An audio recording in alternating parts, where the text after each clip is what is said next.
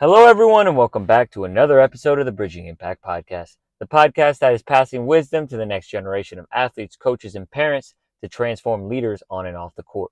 So, in today's episode, it is an episode of Coach's Corner where I, Coach Furtado, share what I'm learning as a coach, what I'm learning as a young leader, what questions I'm hearing from parents and athletes, but also, more importantly, what I'm noticing. So I think one of the most important skills in life is the ability to navigate and handle failure.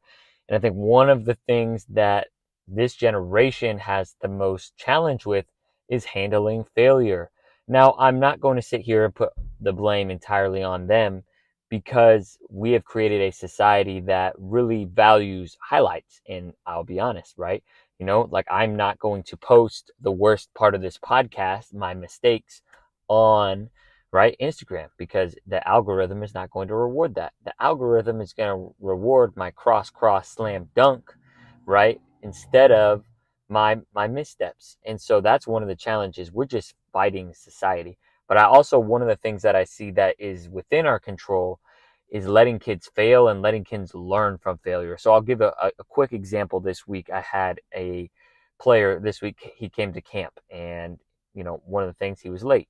Second thing was he didn't bring his shoes, right? And so his mom brought him his shoes. Thank you, Mom, right, for bringing him his shoes. And I was like, you better be grateful, because one of the things that I really want to encourage, especially for those that are parents and even coaches, right?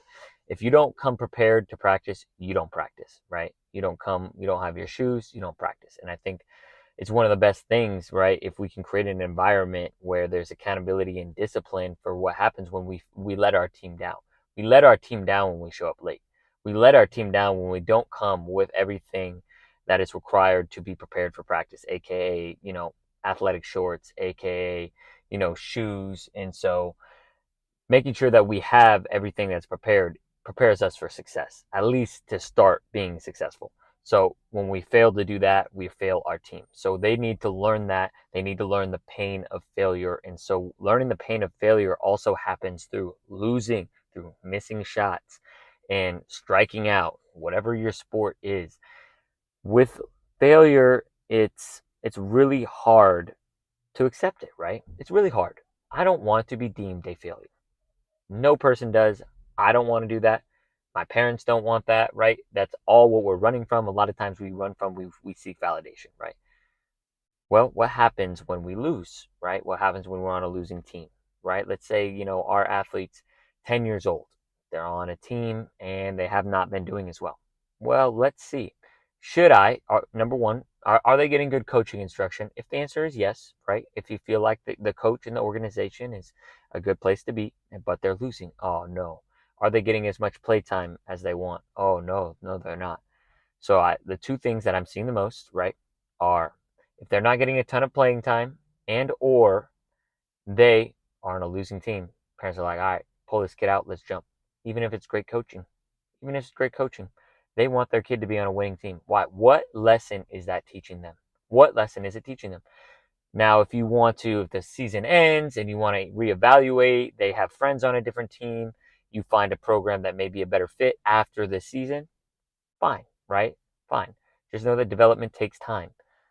But in season, mid season, I see kids playing for 3 different club teams on a spring and a summer. There's no continuity. There's no continuity at all. And honestly, a lot of these club basketball teams are guilty of it as well. They just pick someone up. Hey, come play. Come play. You don't have to practice or nothing, right? Come play, right? And what is that teaching us? I'm not going to be committed to the team. I'm not going to be a team player if I haven't practiced with the team, if I haven't failed with the team before, because I actually think teams that go through failure end up becoming the best teams. Let's look at the Denver Nuggets as an example, right? Michael Malone, the head coach of the Denver Nuggets, surprisingly was there because Stan Kroenke is a great owner. He's patient. They'd failed many times, right? A lot of times people did not believe the Nuggets could get over the hump, right? That was one of their things. They're great in the regular season, but come playoff time, they're not a real threat, right? We've heard that before. But what happened? They won the championship, right? They were by far the best team in the playoffs in both leagues, right? Not even close, right? Eastern Conference, Western Conference, don't matter, right? They were better. they went through a lot of adversity. They went through failure. Jamal Murray was out for a year with the ACL tear. They've lost, and they were up 3-1. 3-1 series lead. They blew it, right? So with that, they could have, no, screw this, blow up the team. Let's get new people here and there. And, I'm not going to sit here and say I'm an expert in terms of building an NBA team, a WNBA team, an MLB team. But what I do know is that failure is an important life lesson that our kids need to know, right? Our athletes need to know. And we need to stop letting and protecting our kids from failure. We need to encourage them to fail, encourage them to go at a speed when they're training that they fail, right? Because there's only one thing that is guaranteed in life if you are going to stretch yourself and grow: failure. I have failed so many times. I've started, kind of a couple of different companies and brands, a podcast before that I ended up not sticking out with, because of a multitude of reasons, right? I've failed before as a business owner. I failed before as a coach. I've tried certain drills that I saw online. I'm like, this is not working. This is not it. But now I've come to create I don't want to say a formula, a structure of a basketball camp that is very, very successful. And it was week 2. I had another great coach come in and help me, right? But I learned through failure. I learned through what not to do, right? I've worked at a couple other basketball organizations that, were missed some details, right? And so I was like, let's dial in these details. So how can we learn from failure? And a lot of times, sometimes maybe it's other people's failure that we're learning from. But the ability and the resilience to come back from failure is a superpower that will take your athlete way further than sports, right? Way further. Did they get rejected from their dream school? Okay, so what, right? What are you going to do about it? Cry about it, right? You can cry about it for a day, then figure it out, right? Disappointment happens. Do not protect your kids from disappointment. It's an important part of life. So if you got something out of this, if you agree with this message, right, let's share it with a friend. Let's pass it along. Let's encourage our athletes to fail. That is number one. Hey, you like this? Give us a rating on Spotify. Review us on Apple Podcasts. And hey, make sure you tune in next week for our Wednesday Inspiring Conversations and Friday Coach's Corner.